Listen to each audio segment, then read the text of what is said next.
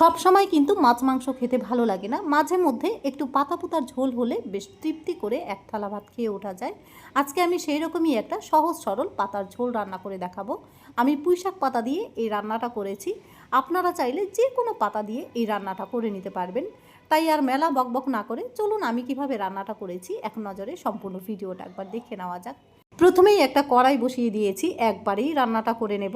সেই জন্য আগে থেকেই 1 কাপ পরিমাণ মুসুর ডাল 3-4 বার জল পাল্টে ভালো করে ধুয়ে নিয়েছিলাম। ধুয়ে নেওয়ার পর জল ঝরিয়ে নিয়েছি। মুসুর ডালটা কড়াইতে দিয়ে নেওয়ার পর একটা বড় সাইজের পেঁয়াজ কুচি হাত দিয়ে বেশ চটকে দিয়ে দিলাম। আর ওপর থেকে কিছু শুকনো মশলা আমি অ্যাড করে নেব। স্বাদ মতো লবণ, একটু হলুদ গুঁড়ো, জিরে গুঁড়ো, ধনে গুঁড়ো আর ঝালের জন্য দিয়েছি শুকনো লঙ্কার গুঁড়ো। সমস্ত কিছুকে একটু নাড়াচাড়া করে ওপর থেকে পুঁইশাকের পাতাগুলো দিয়ে নিলাম।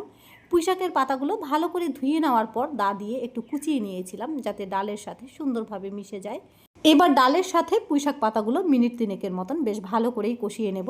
পাতা থেকে জল ছাড়তে শুরু করবে, সেই জলেই আমি ভালো করে কষিয়ে নিচ্ছি। কষাতে কষাতে দেখুন ডালগুলো কিন্তু হাফ সেদ্ধ হয়ে গেছে। ঠিক এই সময় আমি গ্রেভির জন্য 1.5 গ্লাস পরিমাণ জল দিয়ে দিলাম।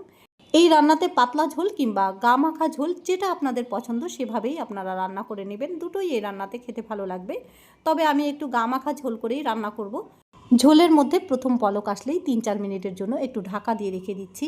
আর এদিকে দেখুন আমি একটা তড়কা লাগিয়ে নেব।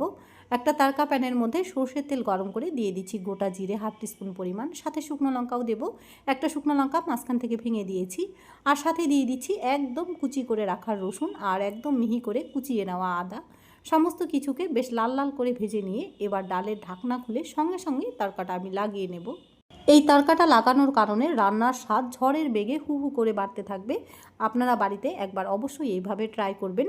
তড়কাটা লাগিয়ে নিয়েছি, এবার আমি তরকারিটা বেশ মুজিয়ে আর জমিয়ে রান্নাটা করে নামিয়ে নেব। তার আগে ঝালের জন্য 2টো কাঁচা লঙ্কা চেরা দিয়েছি। এভাবে বাড়িতে মাঝে মধ্যে একবার রান্না করে দেখুন, সবাই পাত পেরে খেয়ে নেবে। রান্নাটা কিন্তু যেমনি স্বাস্থ্যকর তেমনি হেলদি।